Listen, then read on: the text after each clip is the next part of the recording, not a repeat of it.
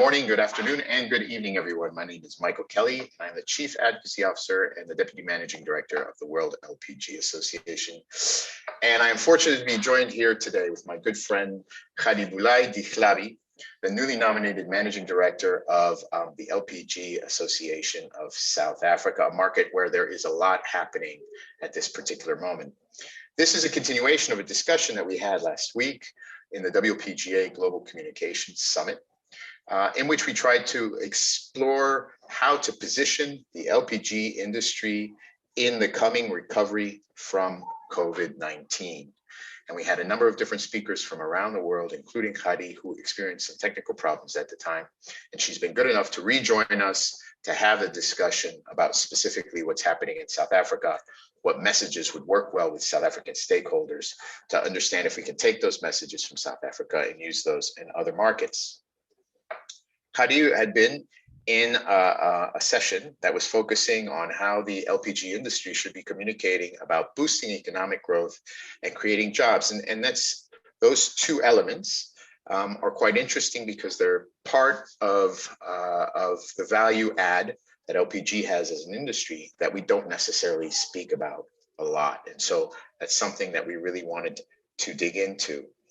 Khadi, we're going to kick off. And one of the things I wanted to raise with you was that in the preliminary discussions, you said you have a very close and personal relationship with LPG, having grown up in a rural area and having seen the benefits that LPG can give to communities in those types of situations. Could you maybe explain that to us? Good afternoon, good evening, good morning to everybody, and my profound apologies that we had technical difficulties last week, but we thank you again for the opportunity to present ourselves. Yes, Michael, I think I started off by saying I am a rural girl. I'm from the rural areas in the Free State, Qwaqwa, very much mountainous area in South Africa, and also very cold area. So then that automatically makes us have a good relationship with LPG because of space heating. Growing up in my family, in the families around me, we used a lot of LPG, mainly because the other products, paraffin and wood, my family, my parents were afraid that we will burn ourselves. And they then instilled that LPG culture for us. So definitely, yes, I grew up with LPG. My neighbors as well grew up with using LPG. So for me, I always say, more so now, LPG has become a way of life more than an energy source. So the rest of South Africa is still catching up. You know that our LPG market is still in the infancy stages. But we are a little bit far ahead as a town, as a small rural town, or a former homeland, with regards to the use of LPG. But that's just not to say we don't have other challenges and there's no opportunities for growth of LPG market there. Let me ask you this, before we ask for your opening statement. So today you find yourself as the newly nominated Managing Director of the LPG Association of South Africa, which is quite a prominent position. And as I mentioned before, there seems to be a lot of change, a lot of positive change, a lot of opportunity for growth coming in to the South African market. And we'll get to the reasons why this is happening now. But as a Managing Director, do you see an opportunity to emphasize growth in rural areas like where you came from? Oh, most definitely, most definitely. With the problems of access to electricity or access to sustainable electricity in South Africa in general, obviously the rural areas becomes one of those victims, I think, of even less maintenance around the electricity grid. So which means we constantly facing the blackouts or the electricity shortages way more than the cities or the urban areas. So definitely I do see the possibilities for growth in the rural areas especially, and the opportunities to give access to that energy source, a stable energy source, in a form of LPG to those areas. So this will be one of your priorities as managing director. Do you think the national government of South Africa, do you think it will share priorities in trying to provide LPG to rural areas, and they will support the industry and yourself in this role? I don't think I know that they will. The Minister of Mineral Resources and Energy has already made pronouncements in many of the energy ministerial sittings with many other countries that South Africa is looking to expand the LPG use or the LPG market in South Africa. So you said it earlier, we do have quite some bold targets that we are looking into in the next 5 years, which is we call the project the doubling of LPG market in 5 years. So I do know that the government shares the same sentiment. I do know that, like me, the minister is from the rural areas in the Eastern Cape, and many other people within the ministry are very passionate about the LPGs product. And if you see the ANC policy, which is the ruling party policy, you will see they have made it part of their strategy or part of their policy energy. LPGs included in that policy statement from the ruling party. And it's not just the ruling party, even the opposition parties. There is no denying that LPG as a product has a potential, especially for rural areas, but even for South Africa in household in general. We do need some energy source that will take off the pressure of the Eskom grid, and for space heating, for cooking and for water heating, LPG present that opportunity. South Africa seems poised for growth. I mentioned that there's some infrastructure bottlenecks that have been resolved, and maybe we should tell our viewers a little bit about what those were and what has changed in the last year or two. You know that there's been talks about the renewables, solar and wind, but also we thought as LPG industry that, you know what, there is an opportunity for us.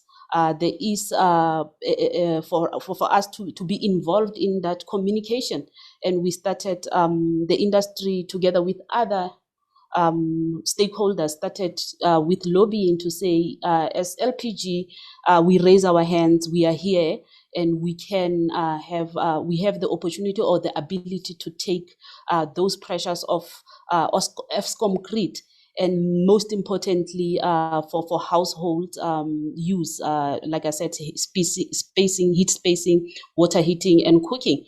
And if you check the timing in which these load sheddings are implemented, you will understand those are the times actually when we are all from work or from school. We need to cook, we need to bath the kids, and then bam, it's cold water. So I don't know about you, I don't bath with cold water. I love my hot water. So what better opportunity to get than using LPG heated water Excellent. and LPG cooked food. Excellent. And this issue of infrastructure, I understand there's been some big infrastructure projects that have come online recently that are allowing more LPG product to come into South Africa, and that's going to have a big effect in growing the market.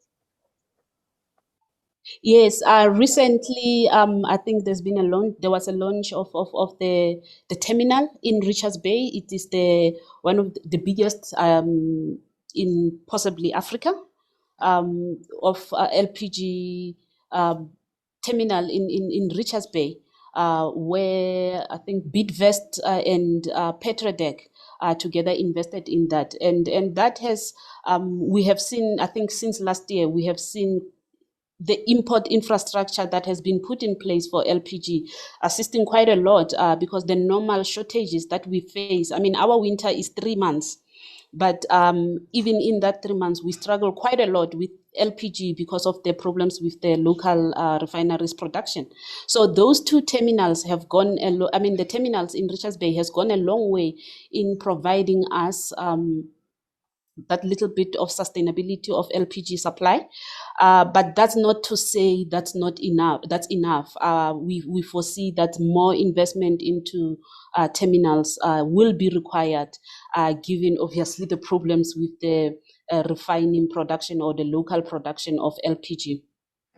Okay, so given the problems that exist with the electricity system in Eskom in South Africa and the new infrastructure terminals that are coming in, let's turn our attention maybe to this issue of communications with stakeholders. So when you're speaking with stakeholders in South Africa, your government officials and other stakeholders, what messages do you find resonates with them? What messages works, and that you think as an institution, LPGSA and the rest of the LPG industry in South Africa will be pursuing?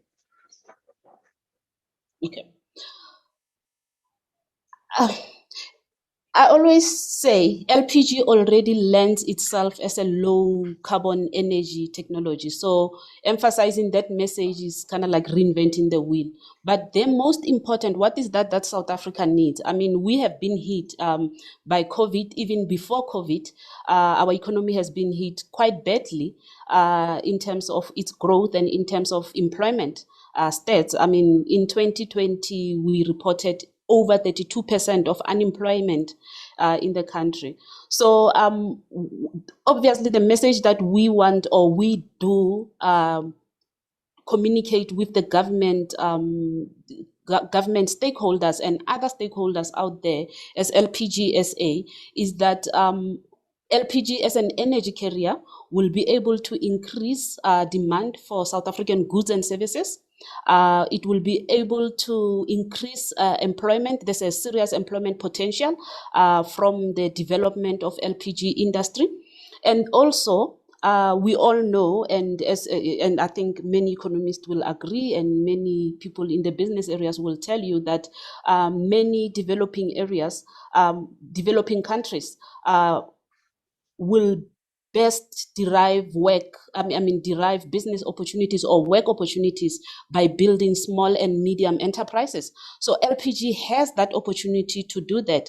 That is the message that it resonates with government. It's in line with the post-COVID strategy, but also it's all in line with the country's national development plan. So that's really the message that we try to carry, and that's the message that we believe is one that we can realize. Obviously, when we all work together, it can't be one stakeholders or group that's working on this. Everybody has to be hands-on, and we work effectively in unlocking these opportunities for the country. Okay, excellent. Those are great messages, and those are exactly, I think, the kind of messages that would resonate in other markets. Particularly as we enter what we are calling now a post-COVID recovery. We hope so anyway. Let me ask you specifically, what specific role can your new institution, LPGSA, play in this post-COVID recovery strategy? What do you envisage LPGSA doing? So just to backtrack a little bit, I did say that we already had our problems. We identified our problems before COVID came through, and the pandemic found us already in trouble. It just increased. It just increased the the mayhem, if I may use that language. It just increased the problems even bigger. And already in there, we were working with this project. To backtrack, or at least to just explain a little bit about this project, the government did invite stakeholders and say, we are recognizing that as a country we have problems. And we would like the industries we would like businesses to assist us in unlocking opportunities. And we see, for example, energy sector as one of those industries that can unlock opportunities and help us create, more jobs and more businesses, small businesses in particular, for in the country. And for LPG, we were wondering, and I always laugh at that statement, we were wondering, is there a possibility that within 5 years you can double your LPG market and, help us get, some jobs in place? And boldly we're like, yay, we've been waiting for this opportunity where government wants to work with the industry on this. And we accepted that challenge. And that's where the project started. I'm happy to report we finalized that last week. The project lead will be LPGSA. It makes sense. We are better suited to be the project lead. I won't say this out loud. When I was in the other job, I was fighting to be the project lead. But now that I'm here, I am the project lead as part of LPGSA. So yes, we do see that project being well housed. We have already started working with other energy sectors or other petroleum sectors, other stakeholders within this industry that are not necessarily part of LPGSA members. We want to get them obviously to be our membership book, but we recognize the need to work with them in this project as part of the of the project. So what have we done so far? I can tell you that we have identified areas where we see potential growth. I spoke earlier about the residential market. There's a big potential in there, just converting the residential market into using LPG for space heating, for cooking, and for water heating. Consistently, space heating for us in South Africa, it will be 3 months. But the other ones is consistent, and it doesn't matter. It's from the middle income, the low income earners to the highest income earners. Those are the targets that we are looking into. We then have the opportunity to convert some of the commercial sectors that haven't really moved into LPG yet, especially like the hospitality industry. We can convert them into using LPG as well. And we then have an opportunity to convert some of the public sectors, mainly the hospitals, to use for some of their services. We know it can't be all the services. Some of their services, to convert them into using LPG. And those were the 3 areas that we have identified from the house, from that end. But then there's an opportunity for LPG to power that presented itself. And learning from many of the other countries, we know that the opportunities are endless. But for us, those 4 areas we identified as our beginning, and most probably the first areas that we can make headways in. And like I said, the work will be done through LPGSA. It's not just us who's there, but we are leading the project. So you are leading the project that the minister has called in terms of doubling consumption of LPG in South Africa in the next 5 years.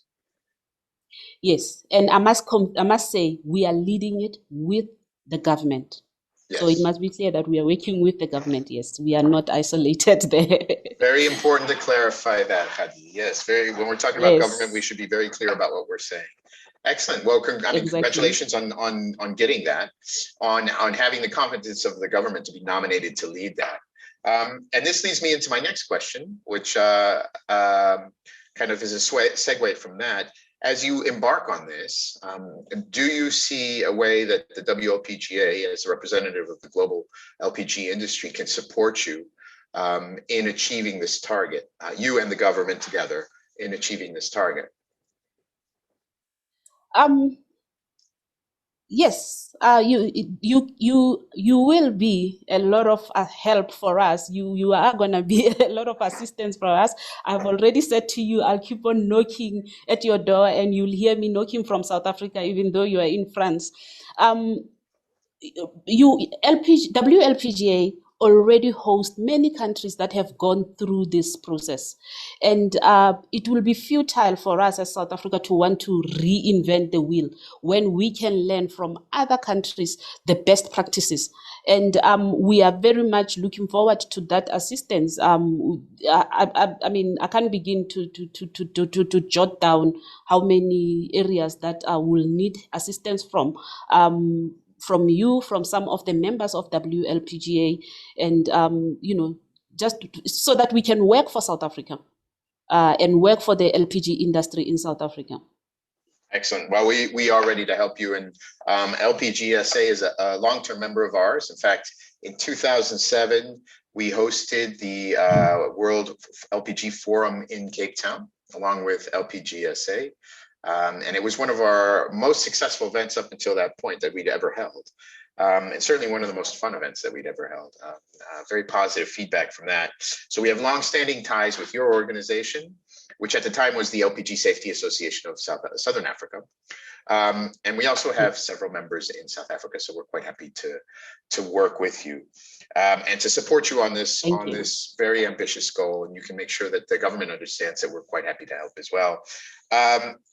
One question, again, another question. So turning back to the topic at hand, how the LPG industry should be communicating about boosting economic growth and creating jobs. So what do you think are the specific prerequisites for the LPG's contribution to economic growth and employment? So what do you think are prerequisites for LPG to be effective in contributing to economic growth and employment growth? Okay. So I think the most important, I have three most important areas that I have kind of like want to talk about, but I want to make an emphasis that those are not those prerequisites are not limited to those three. But the most important one is the safety education around LPG. There's still a lot of apprehension around the product. There's still a lot of people who are fearful to use the product, especially from the household perspective. And we need to start educating South Africa, in fact, continue to educate for South Africa. My colleagues at LPGSA have been doing such a great job so far, but we have to take it a notch up. In terms of educating people about the safety of using LPG as a product and LPG appliances themselves. So that is one prerequisite. Safety is not even negotiable when it comes to unlocking this opportunity. But then we need to also address the illegal activities that happens around LPG. So with unemployment, with slowing economic growth, comes a lot of people trying to make ends meet, and many people blindly, some not so blindly, go into illegal activities. We have one of the biggest problems that we have is the illegal filling of cylinders around in South Africa. And I must tell you, in my 35 days, almost at least 30 days of work at LPGSA, I have been baptized so well with these issues around illegal activities in the past 2 weeks alone. And I'm starting to even myself understand the magnitude of the problem and the seriousness of it. And if we don't tackle the illegal activities, we are not going to be able to address the growth or the contribution that LPG can bring. Because if you think about it, if you are filling a cylinder illegally, you are not doing it the right way. And you are then putting the safety of the product or the safety of the appliances itself in jeopardy. So you can imagine what happens when there's a problem with an explosion or something like that. We see fatalities, and those are the things we definitely need to address. But then I spoke earlier about the reliability of supply, a sustainable supply of the actual product. You can imagine that we all singing, hey, we are doubling the LPG market, and everybody then comes, and then we then don't have the product to supply. That will be quite embarrassing to the industry, but also it will be, undoing all the hard work that everybody would have done. So with the reliability of unreliability of the local production, in terms of refineries having problems for production, and maybe the current import facilities being strained, because that's what will happen. No local production, imports will be strained. and we may need, but I think this one presents a second opportunity for more investment into terminals, LPG terminals around the country. And I'm not talking on behalf of the government here, but I'm sure they will welcome investment into LPG infrastructure in the country. And I'm sure they are open to discussions with that. I'm not talking on their behalf, but I will hope that that's what they are hoping for as well. So Excellent. those for me, yes, yeah. So safety, illegality, the challenge of illegal filling, which is a challenge that we see in a lot, if not most, developing countries. Most countries go through that phase until the markets mature, there's consolidation, and you stop seeing that kind of activity. Reliability of supply, I thought that was a really interesting point, Hadi. And then more investment, whether it's from the government or from private players, into LPG infrastructure, things like storage, I would imagine, Yes. to improve the reliability of supply. Let's pivot back to this safety education around LPG, because what you mentioned about people being afraid of LPG is a challenge we face in a lot of places where people think putting a cylinder in their home is like putting a bomb in their home. And can I ask you, when you were growing up in the rural areas, was this something that you faced at first? I will actually tell you my own experience. You will laugh at that. I was so afraid. I wanted to learn how to cook. I think I was around 12. I wanted to learn how to cook. And I had all the cooking books you can think of, and I was ready. And I asked my mother for money so that I can buy the supplies, and she gave me blindly. And then come time to start cooking, prepared everything. I don't know how to switch on the LPG stove, the gas stove, and my younger brother knew how to do that, and I will wait for him, and he went to soccer practice, which ends at 6 o'clock. I want to eat my dinner before 6 o'clock, but I was so afraid to use the stove itself that I had to wait for him, and he comes, and we had to eat dinner very late. Because I was adamant I want to cook myself. So, and that went with the fear. And I can tell you this, my fear to use LPG appliances itself grew all the way until I started working. I think I was in my early 30s when I eventually garnered courage to say, I'm going to go into an LPG shop and I'm going to ask them, or a gas shop, and I'm going to ask them to teach me how to use LPG safely. I know if I did it, there's many of us around there who are at that same position. I don't know how many people have the courage to walk into a shop and say, hey, come on, help me. I'm a dummy who doesn't know how to use a gas appliance. Please teach me how to do it safely. And so that's where the LPG safety for me, safety education becomes so important, because I know what I went through as a child or as a young person, or even as an adult. I'm at 30, I'm an adult who was so afraid to use the appliance because of the safety reasons. So yeah, that is for me, that is a very, very, very, very crucial step or a hurdle that we have to overcome. Calling in those old women, young children, young men, young women out there to say, this is a safe product, this is a safe appliance, this is how you use it safely. Wow, excellent. And what a powerful testimonial from somebody who's now the head of the managing director of a national association. Fantastic. One last question, and I wanted to turn our attention to women in LPG. Not only because obviously you're a woman, but also because South Africa has a very, very active chapter of women in LPG, which was launched, I can't remember how many years ago, but it's been one of the most successful initiatives that WLPGA has launched over the years. And we think we hit a real gold mine in terms of how much interest there is around the world to get more women involved in our industry at all levels, whether it's operations or whether it's administration or whether it's at the executive level. And again, South Africa has been very successful. There have been there's a very active chapter in South Africa. I've been to a few of the meetings. They were extremely energetic. Do you see a continuing role of women in LPG in South Africa? Do you intend to get involved? So I will now be actively involved. I haven't been in the past. And I believe as a woman in South Africa, I will not be doing justice to women in LPG if I don't continue that process and if I don't even work actively to ensure that there's even more women participation in the LPG sector and meaningful participation from in the whole value chain. You speak it from the importation down to the distribution levels, down to the appliances sales.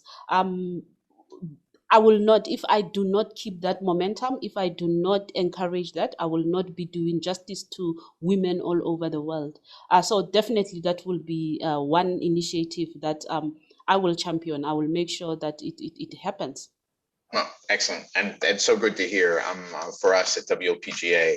Hadi, we have just a few more minutes. Do you have any final comments or thoughts you'd like to share with us, whether it's about the role of LPG in the sustainable recovery or about the opportunity for growth of LPG in South Africa? I think the one message that I would want to leave, or an invitation really to everybody out there, especially South Africans who will be watching this, is that LPG is an opportunity, is a good product to use. We can give you many benefits. You can visit our website at LPGSA. We have included all the benefits you can get from LPG. We want to invite you into the space of LPG. We want to invite you in trying as a user, as a customer. We want to invite you as a business person in LPG space, and to see for yourself that this is actually a safe product as long as you practice your safety measures. You use it right. This is a product that can have a lot of benefits for us as a country, a lot of benefits for us as human beings. It's a low energy carrier after all. So you will breathe better. if I can leave you with those words, you will breathe better than when you are using, let's say, coal, wood, paraffin, you name them. LPG is a product to use. And please give it a try.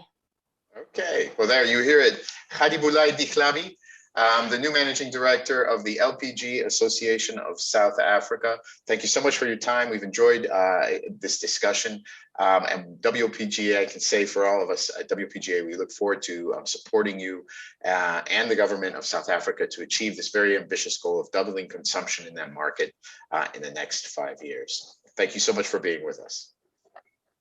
Thank you for inviting me. Thank you. And that's the end of this webcast. I'm Michael Kelly, the Chief Advocacy Officer and Deputy Managing Director of the World LPG Association. Thank you for joining us, and we look forward to seeing you soon. Bye.